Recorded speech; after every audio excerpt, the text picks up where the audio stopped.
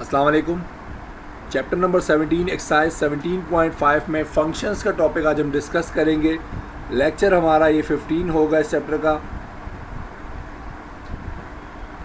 सबसे पहले हम समझ लेते हैं एक फंक्शन के अंदर जो फंक्शन होता है that is into function. Into function की बात करेंगे। बेसिकली इनटू फंक्शन क्या है, हम बात करते हैं कोई भी दो सेट्स हैं ए और बी, और हम बात कर रहे हैं फंक्शन की ए टू बी, यानी कि फंक्शन को हम रिप्रेजेंट करते हैं एफ से, और हम बात कर रहे हैं ए टू बी फंक्शन की, तो हम कहते हैं ए से बी फंक्शन जो है कब कहलाएगा इनटू फंक्शन, जब रेंज जो है एफ की वो प्रॉपर सबसेट होगी बी के। मिसाल के तौर पर इसको हम कैसे समझते हैं, रेंज का मतलब क्या है, तो देखिए यहाँ पर हम देख लेते हैं सबसे पहले इस क्वेश्चन के अंदर रेंज क्या चीज़ है। तो देखिए यहाँ पर हम देखते हैं ये सेट ए है और ये सेट है बी, ठीक है ना। अब ये सेट बी के जो एलिमेंट है ए बी एंड सी, ये ए बी और सी जो है आप देख सकते हैं ये तीन एलिमेंट्स हैं, जबकि इस फंक्शन की जो रेंज है वो क्या बन रही है आपके सामने, वो बन रही है ए और बी।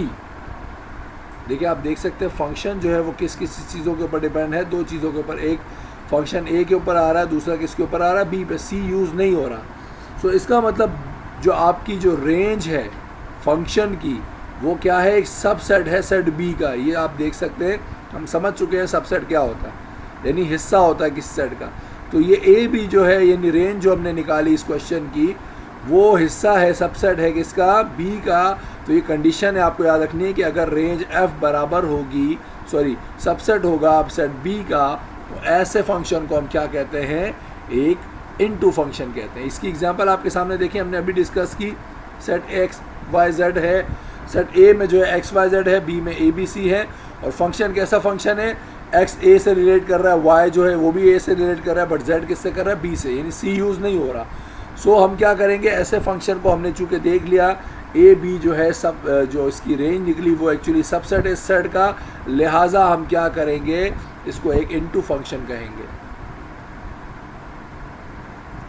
बात करते हैं वन वन फंक्शन की। वन वन फंक्शन क्या होता है, हम किसी भी दो सेट्स की अगर बात करें और हमेशा फंक्शन ए टू बी की बात करेंगे, इसको वन वन फंक्शन कब कहेंगे, if distinct elements of A have distinct images in B, यानी कि ए और बी के अंदर जो है एलिमेंट्स जो होंगे डिस्टिंक्ट होंगे, यानी कि आप देख सकते हैं डिफरेंस है, यानी कि कभी भी एक एलिमेंट दूसरे से रिलेट नहीं करेगा। जैसे हमने लास्ट एग्जाम्पल में डिस्कस किया, वन भी टू को रिलेट करता, टू भी टू को रिलेट करता, ऐसा नहीं है। इसमें तमाम के तमाम एलिमेंट्स एक दूसरे से डिस्टिंक्ट होंगे। डिस्टिंक्ट का मतलब फासले पर होंगे, अलग अलग होंगे, गैप होगा उनमें। यानी आसान अल्फाज में भी आप देख सकते हो वन वन फंक्शन का मतलब एक फंक्शन पे काम करेगा, ऐसा नहीं होगा कि एक से ज़्यादा फंक्शन जो है एक पे काम करे। सो ऐसे फंक्शन को हम क्या कहेंगे, एक वन वन फंक्शन कहते हैं। सो देखें इसकी एग्जांपल भी आप देख लें, वन रिलेट कर रहा है टू से, टू कर रहा है थ्री से, थ्री कर रहा है फोर से। तो देखिए मैंने फंक्शन की जो हमने यहाँ पर रेंज बनाई, यानी फंक्शन जो बना हमारा वो क्या बना, 1 2 2 3 और 3 4, ये हमारा फंक्शन था, ठीक है।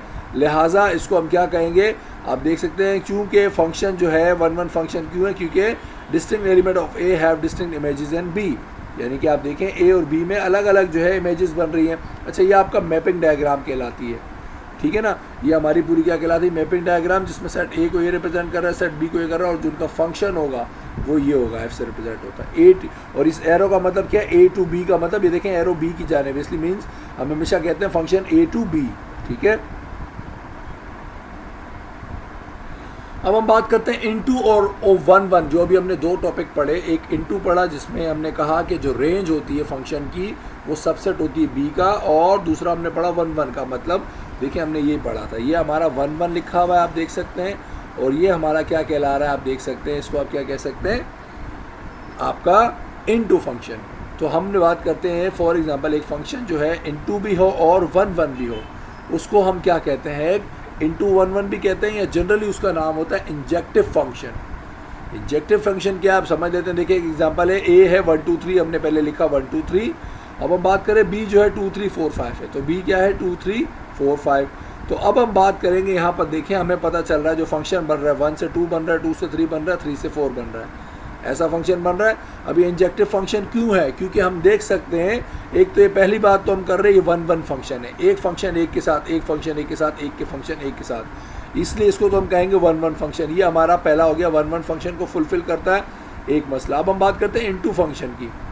इनटू फंक्शन में क्या बात की थी हमने कि मान लीजिए देखिए हमने बात की एक फंक्शन है आपका जो बन रहा है, देखिए 1 रिलेट कर रहा है 3 से, 2 कर रहा है 5 से और 3 कर रहा है 4 से। इसको हम क्या कहेंगे, इंजेक्टिव फंक्शन क्यों कहेंगे।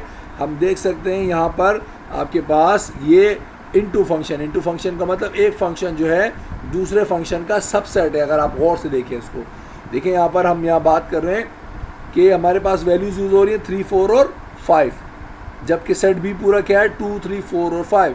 लिहाजा हमने देख लिया कि 3, 4, 5 चूँकि सबसेट है इस पूरे सेट का, इसलिए हम इसको क्या कहेंगे, इनटू फंक्शन कहेंगे।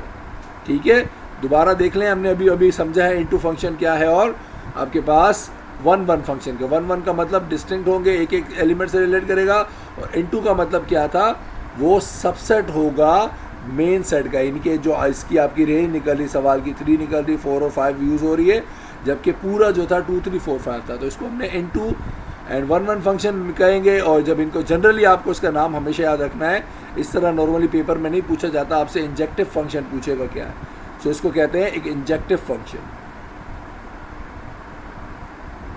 अब हम बात करते हैं ऑन टू फंक्शन क्या होता है। ऑन टू का एक नया नाम होता है सर्जेक्टिव फंक्शन। वो आप देख सकते हैं इसमें और उसमें फ़र्क क्या है। ऑन टू फंक्शन पहले हम समझ लेते हैं। हम कहते हैं 2 सेट ए और बी, और फंक्शन ए से बी की हम बात कर रहे हैं।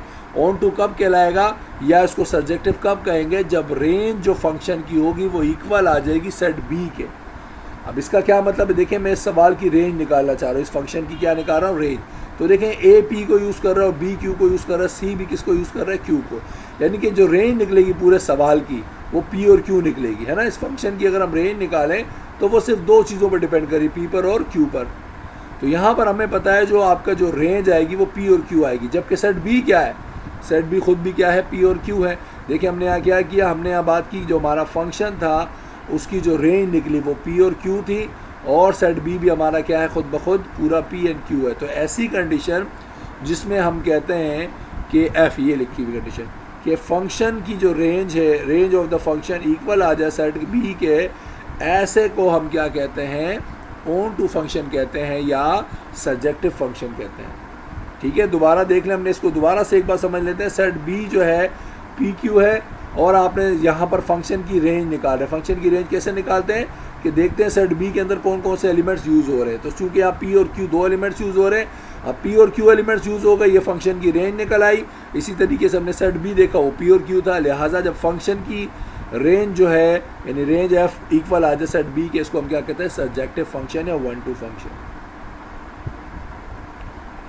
अब हम बात कर रहे हैं 1 एंड ऑन टू फंक्शन। देखिए हमने 1 अलग पढ़ा था अभी, और अब हमने ऑन टू भी पढ़ लिया। तो 1 एंड ऑन टू की बात कर रहे हैं। 1 का मतलब क्या था, एक के साथ एक फंक्शन मौजूद था, यानी कि डिस्टिंक्ट एलिमेंट थे। और बायजेक्टिव ऑन टू फंक्शन भी अभी हमने पढ़ लिया कि ऑन टू फंक्शन क्या है कि फंक्शन और जो सेट है वो फंक्शन की जो रेंज है वो इक्वल आ जाती है सेट बी के।